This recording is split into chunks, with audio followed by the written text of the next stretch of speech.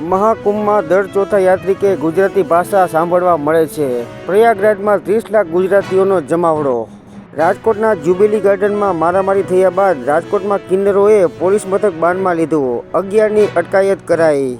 મુકેશ અને નીતા અંબાણી શપથ અગાઉ ટ્રમ્પના ડિનરમાં જોડાયા. અમદાવાદના માધુપુરામાં એસઓજીની કાર્યવાહી. ટ્રાન્સપોર્ટમાં દિલ્હીથી આવેલા પાર્સલમાં દારૂની બોટલો મળી આવી. પ્રમુખ પદ સંભાળ્યા બાદ ટ્રમ્પની ચીન અને ભારતનો પ્રવાસ કરવાની તૈયારી. સુરેન્દ્રનગરમાં કારમાં પોલીસ નામની પ્લેટ લગાવી રોપ જમાવવાનો ક્રેઝ. 3 સામે ગુનો.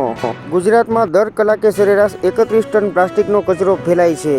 વેસ્ટ ઇન્ડિઝની અંડર-19 મહિલા ટીમ 44માં ખખડી. ભારતનો વિજયી શુભારંભ. ભારતે માત્ર 4.2 ઓવરમાં જીત મેળવી. સાયબરના ગઠિયાઓએ બેંગ્લુરુના ટેકીને નિશાન બનાવી ₹11 કરોડ પડાવ્યા. અમેરિકામાં કાનૂની લડાઈ વચ્ચે ટિકટોક બંધ. બડા નામ કરેગા સિરીઝ સાથે સુરજ બળજાત્યાની OTTના પડદે એન્ટ્રી. ટ્રમ્પે શપથવિધિ પહેલા જિનપિંગને કોલ કર્યો. 25 મિનિટ વાત કરી. સૈફ અલી ખાન પર હુમલો કરનારો બાંગ્લાદેશી નીકળ્યો. મુંબઈ નજીક થાણેમાંથી ઝડપાયો. કેન્દ્ર સરકાર ખેડૂત નેતાઓ સાથે 14 ફેબ્રુઆરીએ મંત્રણા કરવા તૈયાર. મારો ન્યાય મારી ભાષામાં ઝુંબેશ હેઠળ માંગ. ગુજરાતીને વડી અદાલતમાં અધિકૃત ભાષા તરીકે સ્થાન મળે.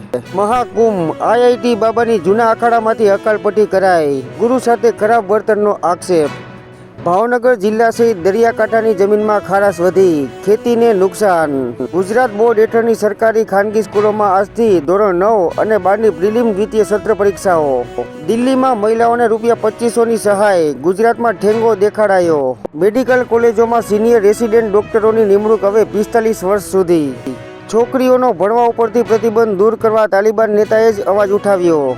IRCTCનો કસ્ટમર કેર નંબર ગૂગલ પરથી મેળવવા જતાં નાણાં ગુમાવ્યા. રાજ્યના બોર્ડ નિગમ સરકારી સાહસોના કર્મચારીઓને 10, 20 અને 30 ઉચ્ચતર પગાર ધોરણનો લાભ આપવા માંગણી. ઇમરાન ખાન માટે સહાનુભૂતિ ધરાવતા પાકિસ્તાન આર્મીના 100 અધિકારીઓ સામે પગલાં, જેમાં 20 અધિકારીઓને ફરજિયાત અને 50 અધિકારીઓને તેમની ભૂલ ન હોવા છતાં સેવા નિવૃત્ત કરી દેવાયા. મહારાષ્ટ્ર અને હરિયાણાની જેમ દિલ્હીમાં પણ NDAની સરકાર બનશે.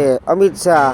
ગુજરાત કેડરના વધુ એક IPSને કેન્દ્રમાં મુકાયા. શમશેર સિંહની BSAના ADG તરીકે નિમણૂક. બ્રિટનના રોક બેન્ડ ગાયક ક્રિસ માર્ટિને દર્શકોનું હૃદય જીતી લીધું. મુંબઈ કોન્સર્ટમાં બોલ્યા જય શ્રી રામ. ગુજરાત રાજ્યના જામનગર જિલ્લામાં નિવૃત્ત પ્રોફેસરે શેરબજારમાં વધુ વળતરની લાલચમાં 50 લાખ ગુમાવ્યા. જેમાં એક મહિલા સહિત 3 શખ્સો સામે નોંધાવાઈ ફરિયાદ.